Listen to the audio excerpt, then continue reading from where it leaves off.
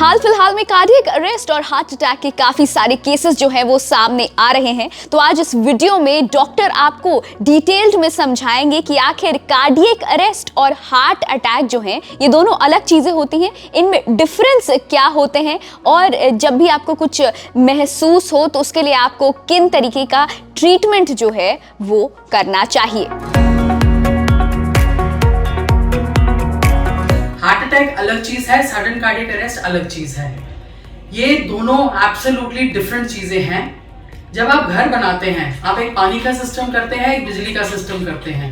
Both of them are not related, एक दूसरे को कनेक्टेड नहीं होते, इंडिपेंडेंट होते हैं और दूसरे के ऊपर डिपेंडेंट भी होते हैं। इसी तरह से जो खून की नाड़ियों की ब्लड सप्लाई जाती है हार्ट को, उसको हम लोग हार्ट अटैक बोलते हैं जब उनमें चोकिंग हो जाती है, जब वो बंद हो जाती है। लेकिन अगर हार्ट इलेक्ट्रिसिटी हार्ट की खराब हो जाए, उसमें शॉर्ट सर्किटिंग हो जाए, गलत तारें जुड़ जाए या वहां से स्पार्क्स निकले और heart beat 300-400 beats per minute हो जाए तो उसको सडन कार्डियक अरेस्ट बोलते हैं, क्योंकि उस टाइम पे आपका ब्लड प्रेशर बिल्कुल जीरो हो जाता है, आप बेहोश होकर गिर जाते हैं।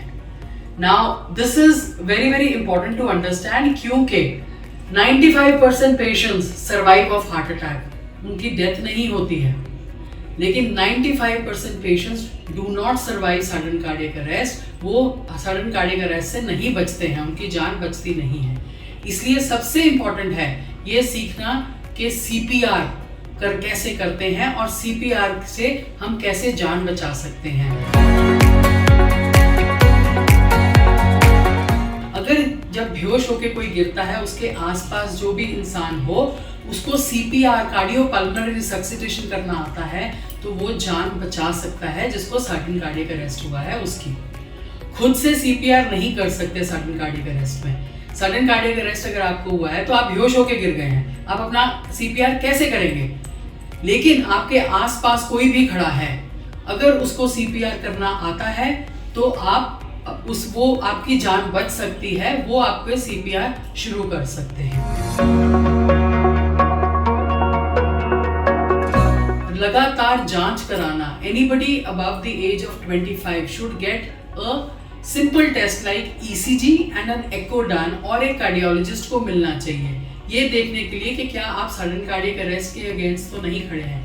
बेटर इवन कार्डियक इलेक्ट्रोफिजियोलॉजिस्ट को मिलें, क्योंकि वो ईसीजी सबसे अच्छी पढ़ सकते हैं इस चीज के लिए।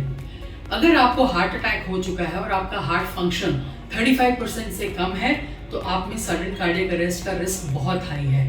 अपने कार्डियक इलेक्ट्रोफिजियोलॉजिस्ट से जाने कि इसको रिस्क को कम करने के लिए और इससे बचने के लिए आप क्या कर सकते हैं। डिवाइस लगा सकते हैं, दवाइयों पे रख सकते हैं, वो डिसाइड करेंगे। तो अगर आपको कभी भी कार्डियक अरेस्ट या फिर हार्ट अटैक के बताए गए सिम्टम्स जो है वो महसूस हो तो आप अपने डॉक्टर के पास तुरंत ही जाकर अपना चेकअप कराएं। वहीं इससे जुड़ी और जानकारी पाने के लिए आप हमारी वेबसाइट india.com पर लॉग ऑन कर सकते हैं। साथ साथ हमारे YouTube चैनल को आप सब्सक्राइब करना ना भूलें।